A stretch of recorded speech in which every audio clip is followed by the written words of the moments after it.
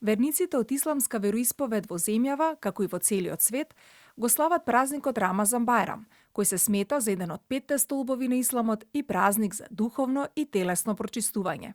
Рамазан Бајрам доаѓа по едномесечниот строг пост, во кој верниците се воздржуваа од храна и пијалоци од зора до зедисонце. Како започнува и како се празнува Бајрамскиот ден?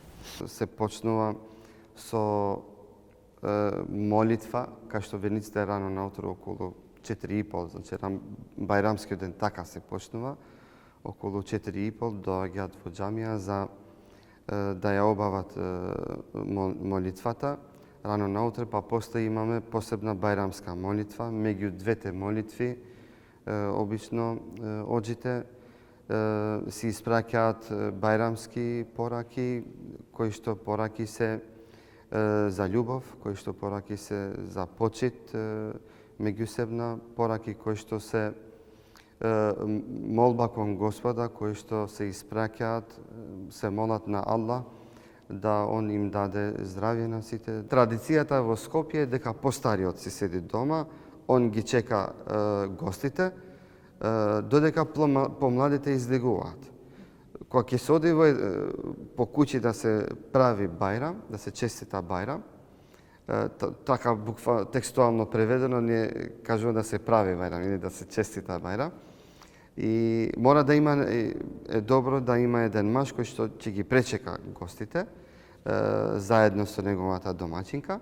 Рамазан, деветиот месец во исламскиот календар, е месец кога првите стихови од Куранот му биле откриени на пророкот Мухамед пред повеќе од 1400 години.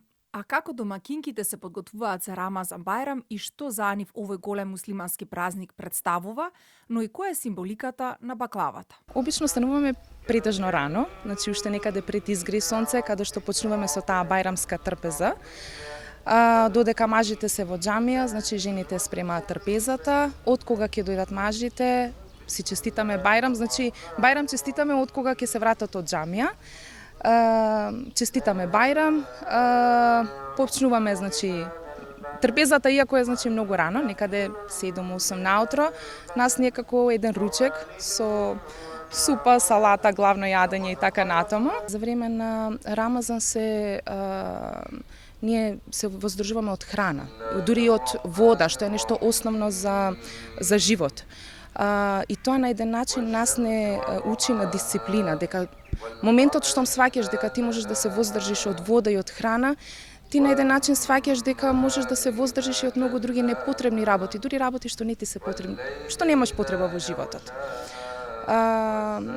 И од целиот тој пост некако излегуваш како не само физички исполнет, затоа што сепак постот има позитивно влијание врз здравјето на човекот, туку и некоја духовна исполнетост. Баклавата е многу, значи, стара традиција, тоа би рекла уште од османлиско време, така дошло и кај нас. И останала се уште како традиција да се има баклава за Бајрам. Значи, претежно е кога гостите ни доаѓаат, се служат сокче, локум и баклава, иако со време затоа што не сме јаделе цел месец преку денот, многу не можеме во текот на тој ден да внесуваме храна, но така ни останала таа символика и добро е што дури пријатели и комши од други вери што доаѓаат кај нас, некако е останало како традиција да дојдат на баклава да ни честитаат Бајрам. Оџата Исмеили истакна дека како држава сме пример за негување на меѓусебна почит и покрај разликите. Како општество, без разлика на фактите дека ние сме една држава која што со години е пример во светско ниво. Верујте, ние сме пример во светско ниво за меѓусебна почит.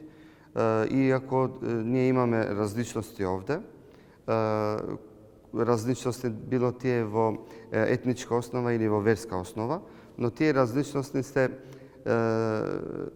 прикажани во нашето општество исто како овие убави бои во џамијата, значи тепикот е црвен, зидот е бел, таму имаме златна боја и овие различности не прават нас златни. убави не прават. И значи во тој дел, во тоа празнување имаме во нашето општество ресоциализација на општеството.